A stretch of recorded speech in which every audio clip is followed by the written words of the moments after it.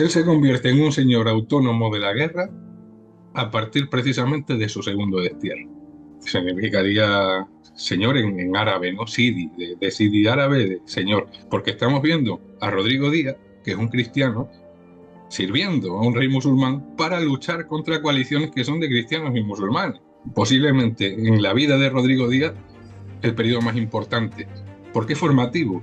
Porque le permite sumergirse en una sociedad islámica, conocer su idiosincrasia, posiblemente también rudimentos de su lengua, sus instituciones, su sistema tributario, su sistema jurídico. ¿Qué es lo que necesitan los reyes de Zaragoza que no tienen y que Rodrigo Díaz les puede aportar? Pues una organización militar. Luego cada siglo va a alumbrar un Cid diferente, ajustado a los propios intereses, a las propias visiones del mundo de cada época, que incluso es asesor en lo militar de los taifas de Zaragoza. Bueno, pues una de ellas que el porcentaje más amplio de los combatientes del ejército de Rodrigo Díaz serían musulmanes, precisamente.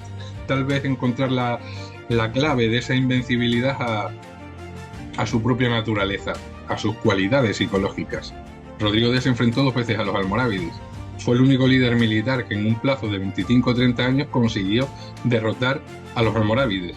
Ese héroe de la patria, líder de la reconquista que tampoco existió como tal, es anacrónico, pero como es anacrónica la novela de Pérez Reverte. Por ejemplo, quien se acerque a una serie histórica o una película histórica con la pretensión de aprender historia, pues está equivocado. Que la objetividad en el trabajo del historiador al 100% es imposible. Bienvenidos un día más a Trincheras Ocultas.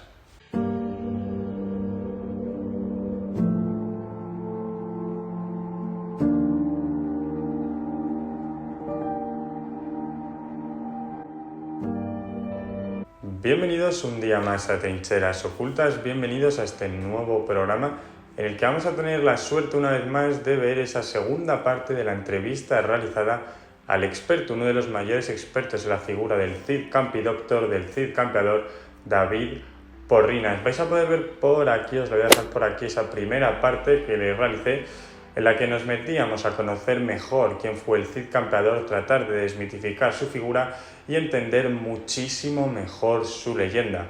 En esa primera entrevista nos podíamos quedar con el titular de que existe un Cid dependiendo de cada siglo. En esta segunda entrevista vamos a ir también más allá y vamos a conocer por qué se le podría nombrar el empresario de la guerra, el empresario autónomo de la guerra en aquellos momentos. Él acaba convirtiéndose como una especie de empresario de la guerra. Alguien que es capaz de ofrecer botín, de ofrecer dinero a quien combata con él porque es un empresario de éxito. ¿Quién no quiere trabajar con un empresario de éxito? También vamos a indagar en la serie El Cid Campeador, de la cual la segunda temporada tuvo la suerte David Porrinas de aportar también su granito de arena. Vamos a entender el por qué este autor, este experto, piensa que es importante el anacronismo a la hora de hablar de estos productos audiovisuales, a la hora de trasladar la historia a los más jóvenes, que pueden ver seguramente más el material audiovisual que leerse un libro. Quien se acerque a una serie histórica o una película histórica con la pretensión de aprender historia, pues está equivocado. Vamos a comprender también qué le parece esta serie, porque queremos hablar de ella, creo que es muy importante, y también vamos a ir más allá y vamos a seguir comprendiendo esa figura del Cid Campeador. Desde aquí, muchísimas gracias a David Porrinas por haberme concedido esta entrevista. Os voy a dejar ya con el resultado, no sin antes recordar que cualquier like, cualquier suscripción, cualquier comentario, todo esto hace que este vídeo se posicione y podamos llegar a muchísima más gente. Ahora sí que sí, les dejo con la entrevista. No, está muy bien, está muy bien. Yo creo que además lo sintetizas todo mucho y está muy bien porque así nos podemos hacer una idea general y así ya podemos seguir avanzando porque ya has tocado el segundo destierro, ya nos hemos quitado también esa parte y ya te digo, lo estás sintetizando mucho y está quedando bastante claro. Y la siguiente pregunta ya que te quería hacer era, ¿qué tenía el Cid Campeador para tener una fiel mesnada, ¿no? Como estabas comentando? Y también, ¿qué tenía el Cid Campeador para ser el nunca vencido, ¿no? Como ha pasado a la historia. Para aglutinar en torno así a una serie de hombres de distinta procedencia, naturaleza, que serían cristianos, que serían musulmanes, algunos de ellos ladrones, bandidos, gente de distinta condición, pues lo que nos está evidenciando es una persona con eso que llaman competencia emocional, ¿no? Competencias emocionales, inteligencia emocional, liderazgo carismático. Alguien que tiene la capacidad de aglutinar en torno a sí, por su carisma, a una serie de fieles, ¿no? Eso en un primer momento. Luego, más adelante, porque es una oportunidad de prosperar. Él acaba convirtiéndose como una especie de empresario de la guerra. Alguien que es capaz de ofrecer botín, de ofrecer dinero a quien combata con él porque es un empresario de éxito. ¿Quién no quiere trabajar con un empresario de éxito? Que le va a garantizar un buen sueldo, ¿no? Dedicándose a la guerra. ¿Por qué nunca ha vencido? Bueno, pues también habría que tal vez encontrar la clave de esa invencibilidad a su propia naturaleza, a sus cualidades psicológicas, más que físicas, a esa capacidad para organizar un ejército variopinto, convertir una masa de hombres en un ejército profesional y permanente en un momento en el que no existe ejércitos de esa naturaleza. En la Edad Media no existen ejércitos profesionales ni permanentes, al menos en el ámbito ibérico. Mejor en Bizancio sí, pero aquí no, desde luego. En el mundo cristiano son ejércitos feudales y como tales con un servicio que no es permanente, que es temporal, que se limita a un número de meses a lo largo del año. En el mundo islámico, ya en este momento de las taifas de desintegración, donde las estructuras fiscales que permitían un ejército permanente, como en tiempos del califato y de Almanzor, eso ya no existe. Es más, tienen que recurrir y cada vez más al socorro y al auxilio de tropas cristianas, ¿no? Porque ni siquiera tienen una organización militar que funcione en condiciones, porque la carrera militar nunca ha sido nada atractivo en el mundo islámico. Así como en el mundo cristiano ha sido criterio de articulación social, ¿no? Y de ascenso social, de los pocos mecanismos de ascenso social que había en el mundo feudal cristiano, en el mundo islámico no llama la atención. Lo que llama la atención es la administración, el funcionariado, el servicio en la corte, pero no luchar en el ejército. Entonces, bueno, sumando esa capacidad para crear un ejército permanente, profesional, que aglutina lo bueno del mundo musulmán, lo bueno del mundo cristiano, en un mundo muy cambiante también en cuanto a las formas de hacer la guerra, pues serían algunas de las claves que nos permiten saber que, o al menos entender un poco por qué Rodrigo Díaz no sería nunca derrotado en batallas, a pesar de haberse implicado en 6, al menos, como comandante de su propia tropa. Eso es una barbaridad. Alfonso VI, por ejemplo, solo participó en 2, y es uno de los reinados más largos de los reyes medievales hispánicos, ¿no? Rodrigo Díaz en 6, como comandante de su propia tropa, enfrentándose además a enemigos de distinta naturaleza. Alfonso VI en esas 2 batallas solo se enfrentó a los almorávides. Rodrigo Díaz se enfrentó 2 veces a los almorávides. Fue el único líder militar que en un plazo de 25 o 30 años consiguió derrotar a los almorávides. Todas las demás batallas que entablaron los almorávides con distintos ejércitos cristianos se saldaron con victoria para los almorávides. Todo eso sería fundamento y basamento para que se convirtiera en un mito. Un mito que ha sido tocado, por ejemplo, recientemente en una serie de Amazon Prime. Me gustaría comentarte un poco qué piensas de esta serie, tú como experto, y el lenguaje también a veces, ¿no? Que se utiliza en esta serie, quizás adaptándolo a nuestro tiempo. ¿Qué rigor histórico puede tener esta serie? Bueno, yo al menos de la segunda temporada no puedo hablar mal de ella porque contaron conmigo para la asesoría Ah, histórica. perdón. No pasa nada, no pasa nada. De la primera no contaron conmigo, la segunda sí, un poco, ya cuando yo me incorporé estaba prácticamente todo el trabajo hecho, simplemente me pidieron revisar. Sí, Yo lo único que puedo decir que es una serie que por primera vez en la vida una producción audiovisual intenta acercarse al personaje histórico más que al de la leyenda. Y eso ya para mí merece mucho respeto, porque yo creo que el público tiene también el derecho a conocer al hombre más allá del mito. Y bueno, pues la serie de momento está recogiendo y está reproduciendo lo poco de histórico que conocemos del personaje en el trayecto vital que hasta ahora ha cubierto, que son muy pocos años. Los primeros años de Rodrigo Díaz histórico son muy poco conocidos, pero lo poco que sabemos está siendo recogido por esa serie. Claro, el porcentaje de lo desconocido en ese momento es muy grande y hay que llenarlo de alguna forma.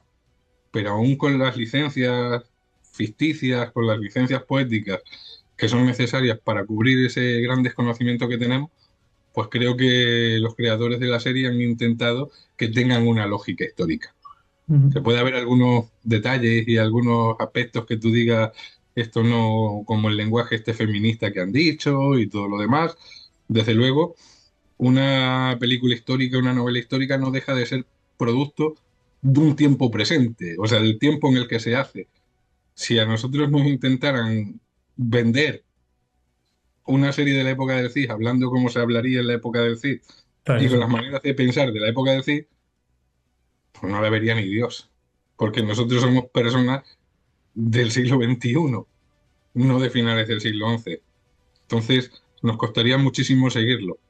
Es como esa reacción que causó en su día El perro del hortelano, esa Mm. película de Pilar Miró, ¿no? Que hubo mucha gente que le desencantó por esa manera de hablar, que era como arcaica, como que le sacaba de la trama porque no estaban acostumbrados a eso, a pesar de ser una maravillosa película. Pero claro, eso requiere un esfuerzo. Es lo mismo que leer el Cantar de Mio Cid en el castellano de la época, en el romance, primer castellano de la época, que leerlo en una versión actual, ¿no? Siempre nosotros, como personas actuales, nos va a costar bastante menos trabajo que nos lo pasen por el filtro de nuestra propia actualidad. Pero así en general, yo lo único que puedo decir, tengo alguna reseña y alguna entrevista que me hicieron sobre la serie antes de que yo fuera asesor Mm. y que a mí me parecía muy bien, porque es una oportunidad de que la gente conozca al Cid. Y no es solo al Cid de la leyenda, de la presunta batalla ganada después de muerto, de la jura de Santa Gadea que no existió, ese héroe de la patria, líder de la reconquista que tampoco existió como tal. Yo creo que el público pues tiene derecho también, al menos por una vez en la vida, a que le den una visión de un personaje histórico, de un Cid histórico. Quizá yo creo que a la hora de tratar un personaje histórico, yo creo, te lo hablo desde mi perspectiva, cuando veo ese lenguaje quizás como que puedes pensar incluso como que tiende a una perspectiva anacrónica, ¿no? A pensar estás mirando los hechos del pasado con los ojos del presente. Quizás es Sí, yo lo único que puedo decir porque eso choca a veces un poco. es Mm. anacrónico, pero como es anacrónica la novela de Pérez Reverte, por ejemplo, porque Claro. la novela de Pérez Reverte, si te fijas, realmente tiene mucho de Alatriste también y tiene mucho de Falcó también. Y estamos hablando de momentos históricos distintos. ¿Cuál es la clave del Cid de Pérez Reverte? Pues el propio Pérez Reverte, que es un autor de ficción que se puede permitir el lujo, como cualquier novelista, de hacer eso, ¿no? Cualquier producto de cualquier época es deudora del propio tiempo en el que se hace. No se puede valorar de otra manera, ¿no? Gladiator, que fue una película muy aclamada, es una película que se hace a principios del siglo XX, o sea, a principios del siglo XXI y a finales del siglo XX. O Titanic, de Cameron. ¿Cómo hablan los de Titanic? ¿Cómo hablaban los del Titanic? Posiblemente no. Ujú.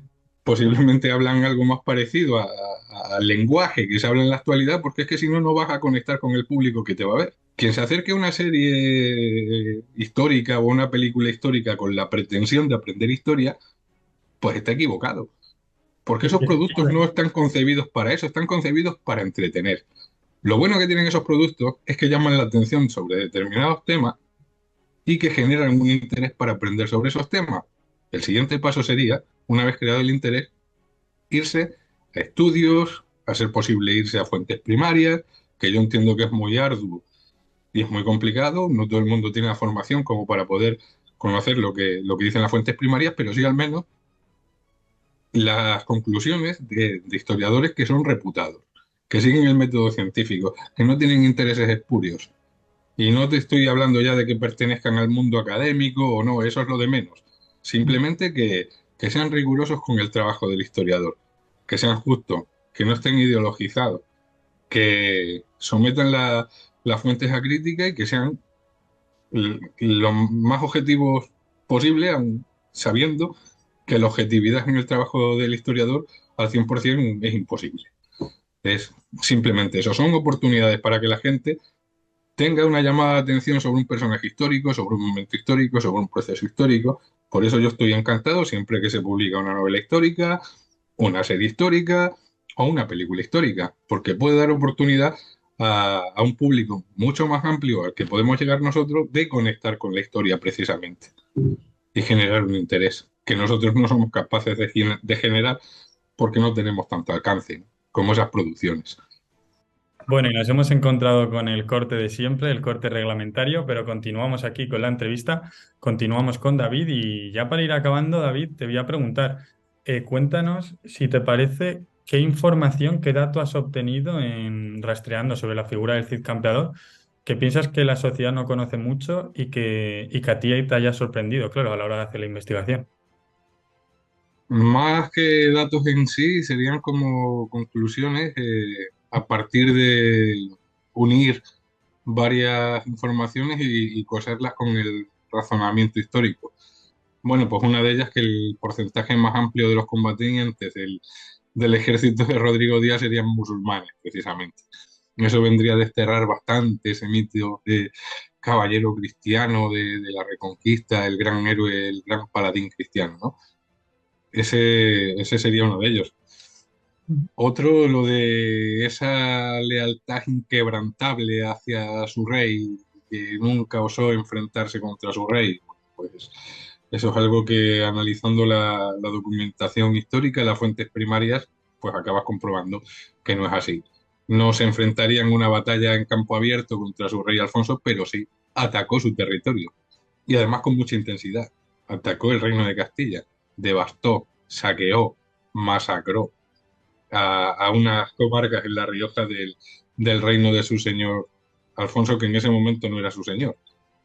Hay que tener en cuenta que en ese momento ya estaba operando Rodrigo Díaz como un señor de la guerra autónoma.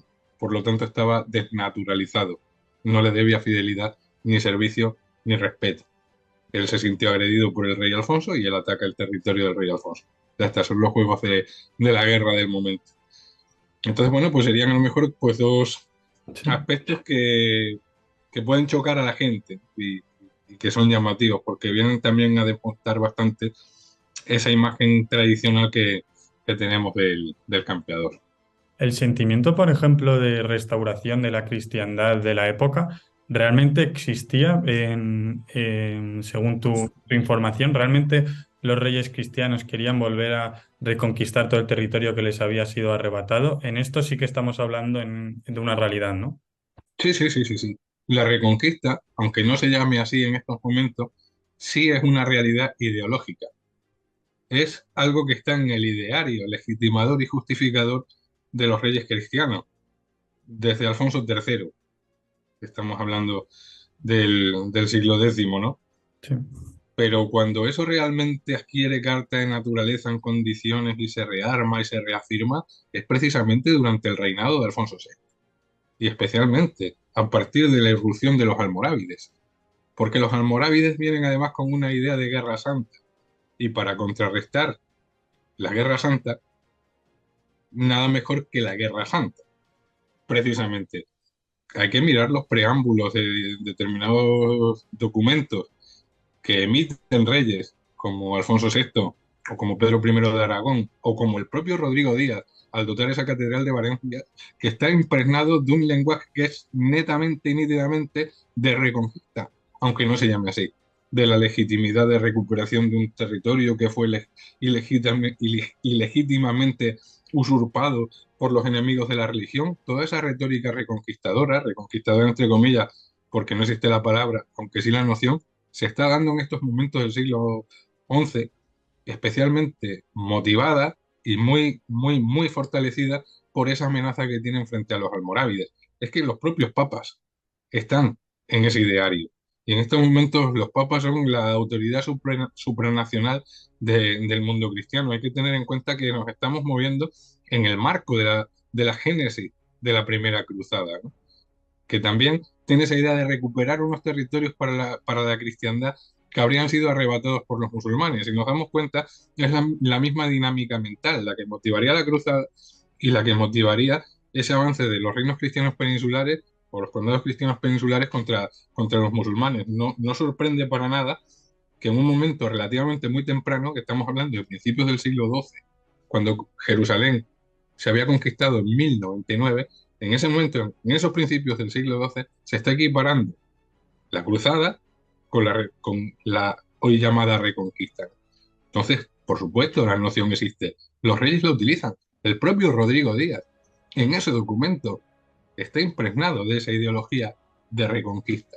Entonces está operando como un arma ideológica, como un mecanismo ideológico de justificación y de legitimación de una conquista, de la ocupación de un territorio que ha sido arrebatado a los musulmanes. Como arma ideológica y como sistema mental es plenamente operativo en estos momentos, y ya lo era antes, pero ya digo, en estos momentos, especialmente a partir del reinado de Alfonso VI, eso ya adquiere unas dimensiones bastante consistentes. Claro, porque ¿qué palabra podríamos utilizar para la época?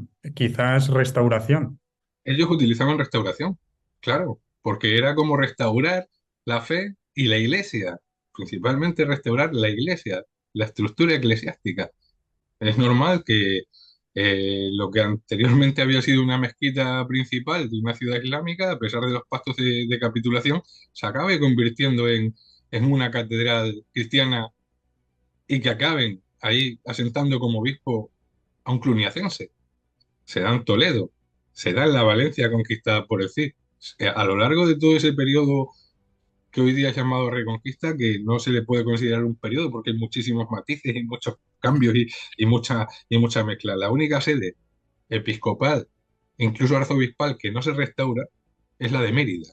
Y eso es así porque Santiago de Compostela ha conseguido arrebatarle en el gobierno de Diego Gelmírez, obispo de Santiago, ha conseguido arrebatar a Mérida esa dignidad arzobispal.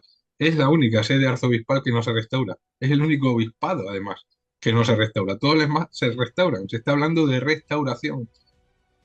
Y claro, restauración al final acaba equivaliendo a recuperación de un territorio, ¿verdad? Porque Sí. no se recupera un territorio hasta que no es cristianizado. Esa es la fase definitiva ya, el final de una recuperación de un territorio. Tú puedes recuperar un territorio, pero hasta que no consagras y no lo cristianizas, no está ya del todo recuperado, ¿no? Hoy día se diría reconquistado, con todos Quizás, los problemas que son muchos que tiene el término reconquista, ¿no? perdona por robarte este tiempo porque me parece muy interesante esta parte de la charla. Ya para ir acabando, quizás la restauración también sería para el norte de África, esa zona considerada en época de Hispania, ¿no? Esa parte del norte de África, Mauritania, Tinguitania, sería también, se podría decir que la reconquista, la restauración tendría que haber acabado ahí, por así decirlo, o... Bueno, de hecho es que realmente acaba ahí, Ujú, porque ahí es donde se proyectan los portugueses después de haber finalizado su reconquista, pues a mediados del siglo XIII, ¿no? ujú. Realmente. ¿Cuál Claro. es la primera conquista europea en el norte de África? Es Ceuta, ¿verdad? Ceuta además en 1415, que sirve como plataforma de inicio a esa exploración y a esas navegaciones que acaban rodeando África para llegar a la India con Vasco de Gama y especialmente durante el mandato de Enrique el Navegante. Alfonso X, a mediados del siglo XIII, en la segunda mitad del siglo XIII, organiza una expedición contra Salé, que es una plaza en el norte de África. El obispo Cisneros, a principios del siglo XVI, comanda una cruzada contra Orán. Ese era el horizonte, claro, esa era la prolongación natural que tendría ese proceso expansivo que se ha estado desarrollando en los reinos peninsulares.